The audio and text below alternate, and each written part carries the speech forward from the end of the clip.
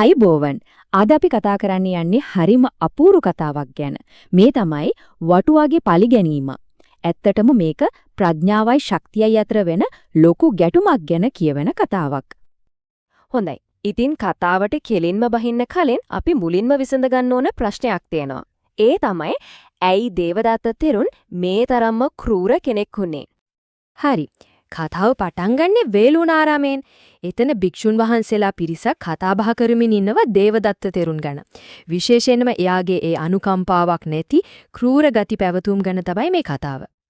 ඉතින් මේ සාකච්ඡාව බුදුරජාණන් වහන්සේටත් ඇහෙනවා. උන්වහන්සේ දේශනා කරනවා දේවදත්තගේ මේ ක්‍රූර ගතිය අදෙය පටන් ගත්ත දෙයක් නෙවෙයි කියලා.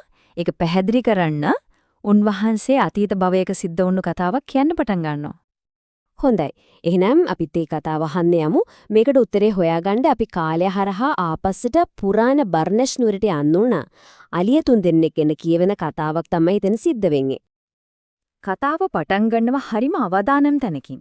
හිතන්නකෝ පුංචි කැටකිරිල්ලක්. එයාගේ අලුත් ඉපදුණු පැටවු ඉන්න කූඩුවේ තියෙන්නේ ලොකු අලිරංචුව කියන පාර මැද. හරිම භයානක තත්වයක් නේද? ඉතින් මේ කතාවේ ප්‍රධාන චරිත දෙකක් ඉන්නවා. හැබැයි දෙන්න හොත්පසින්ම වෙනස්. එක පැත්තක ඉන්නවා 80000ක අලිරංචුවකට නායකත්වය දෙන මහා කරුණාවන්ත ආරක්ෂකයෙක්. ඒ තමයි බෝධිසත්ව ඇතරජු. අනිත් පැත්තේ ඉන්නේ හරිම උඩඟු, ක්‍රූර, හැමදේම විනාශ කරන තනියම යන ඇතෙක්.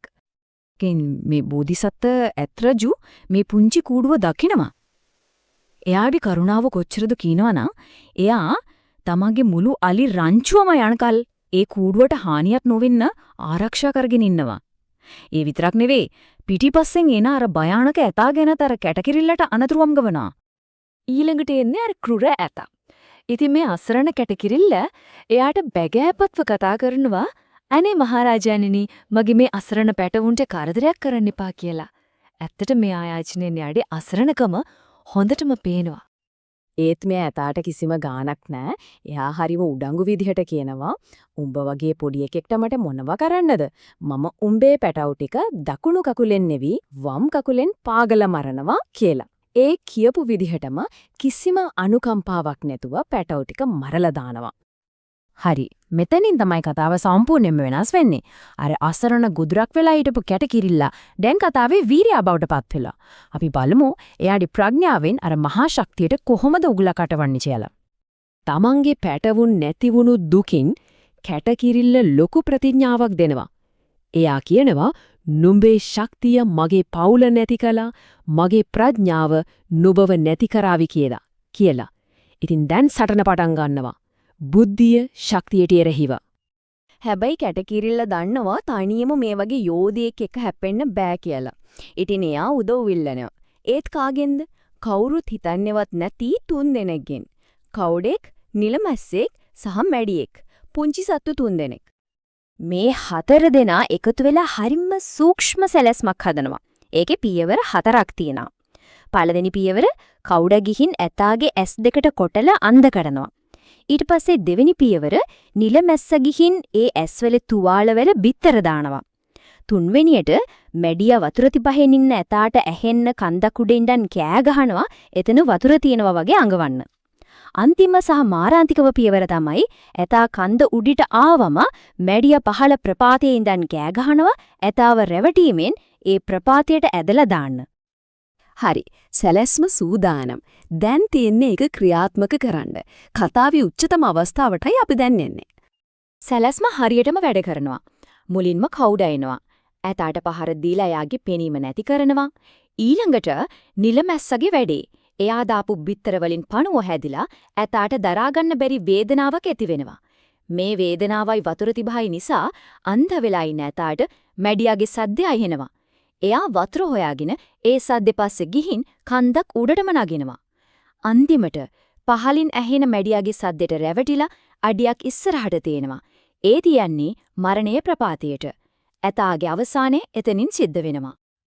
ඉතින් ඒ විදිහට කැටකිරිල්ලගේ සැලැස්ම සම්පූර්ණයෙන්ම සාර්ථක වෙනවා. ඇය අර මහා ඇතාගේ මල සිරුර දිහා බලාගෙන ඉන්නවා තමන්ගේ අරමුණ ඉටු කරගත්තා කියන හැඟීමෙන්. හොඳයි. දැන් අපි අතීතේ ඉඳන් ආපහු වර්තමානයට එමු. මොකද මේ කතාව නිකන් කතාවක් නෙමෙයි. මේකේ ලොකු පාඩමක් තියෙනවා. අපි මුලින්ම අහුවනේ ප්‍රශ්නයක්. ඒකට උත්තරේ හොයන්නයි දැන් යන්නේ.